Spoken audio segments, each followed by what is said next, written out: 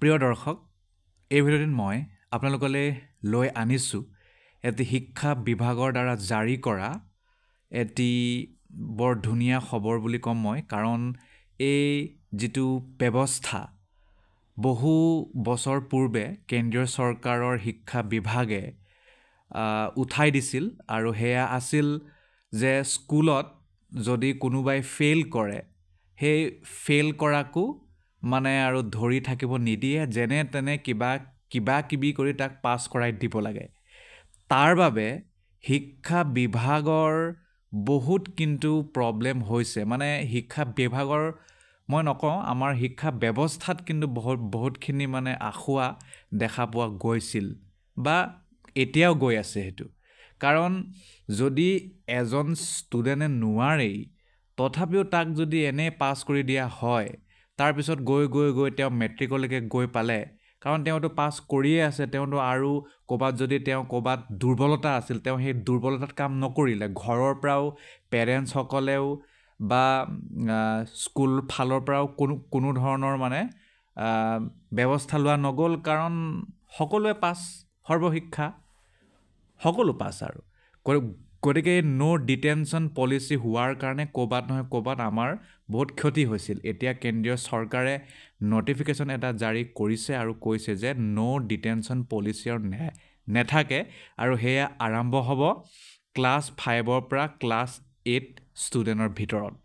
Class 5ৰ পৰা class 8ৰ ভিতৰত ষ্টুডেণ্টক যদি কিবা কাৰণত ষ্টুডেণ্ট পাছ কৰিব পৰা নাই, দুবাৰমান চান্স দিব, তাৰ পিছতো যদি পৰীক্ষাটো পাছ কৰিব পৰা নাই, তেওঁক এটা ক্লাছত মানে পুনৰ সেই ক্লাছতে তেওঁ পঢ়িব লাগিব ষ্টুডেণ্টে।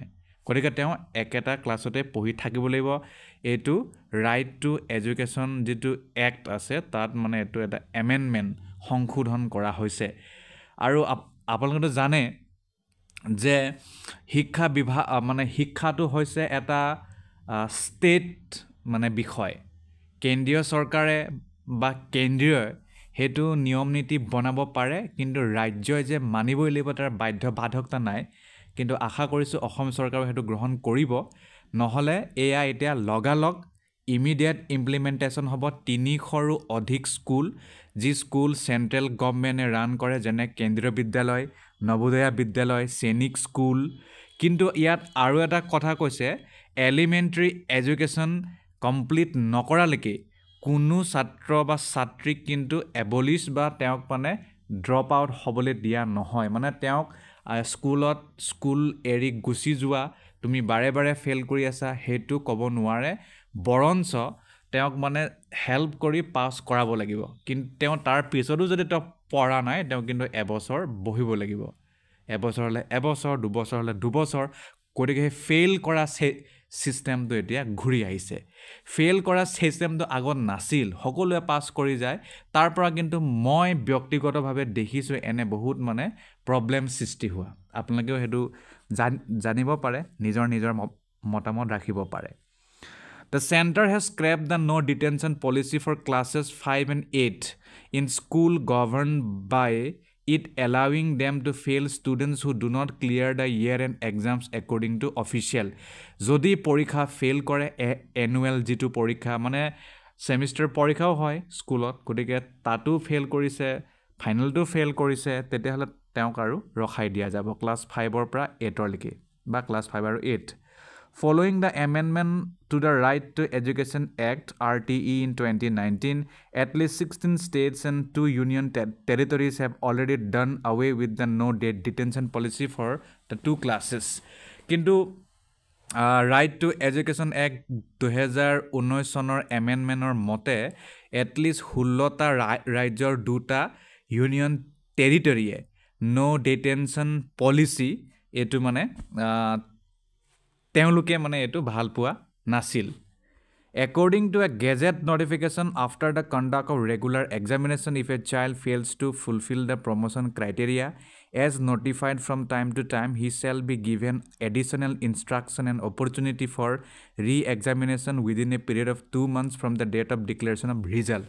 যেতিয়া ৰিজাল্টটো ওলাব ফাইনেল ৰিজাল্টটো ওলোৱাৰ পিছত পুনৰ সেই ছাত্ৰ বা ছাত্ৰীক দুমাহৰ টাইম দিয়া হ'ব আৰু সেই দুমাহৰ টাইমত তেওঁ পুনৰ মানে পৰীক্ষাটো দিব লাগিব তাৰ পিছত যদি ফেইল হয় তেতিয়াহ'লে তেওঁৰ প্ৰমোশ্যন নহয় আৰু একেটা ক্লাছতে পঢ়িব লাগিব If the child appearing in the re-examination fails to fulfill the promotion criteria again, he shall held back in 5th class or 8th class as the case may be. হয়তো 5th class নহলে 8th class এই দুটা ক্লাছতে মানে fail কৰাৰ কথা কৈছে During the holding back of the child, the class teacher shall guide the child as well as the parents of the child if necessary and provide specialized inputs after identifying the learning gaps at various stages of assessment, the notification said. Notification মানে এটো কথা উল্লেখ আছে যে টিচাৰে যিমান পাৰে guide কৰিব হে চাইল্ডক হে ষ্টুডেণ্টক আৰু পেৰেণ্টছকো গাইড কৰিব যাতে মানে য'ত তেওঁলোকৰ প্ৰব্লেম হৈছে হেতু আইডেন্টিফাই কৰি তেওঁক যাতে এটা ভাল মানে ৰাস্তাত নি তেওঁক লৈ যাব পাৰে এটা যাতে মানে তেওঁ ভাল শিক্ষা গ্ৰহণ কৰে নহলে দুখৰ কথা এতিয়াতো এনেকুৱা ময়ো শিক্ষা সেক্টৰৰ লগত জড়িত মই দেখিছো এনেকুৱা ছাত্ৰ-ছাত্ৰীও আহে যি তেওঁ মানে তেওঁৰ ফাউণ্ডেশ্যনটোৱে নাই কিন্তু অল পাস যেটো সিস্টেম হোৱাৰ কাৰণে হেতু মানে ক্ষতি হৈছে তেওঁলোককো দুখ দিম না কাক দুখ দিম গতিকে নো ডিটেনশন পলিচিকে দুখ দিব লাগিব However, the government has clarified that no child shall be expelled from any school till completion of elementary education. কিন্তু তেওঁলোকক কোনো পধ্যে এক্সপেল কৰা নাযায় কথাটো হেয়া ধন্যবাদ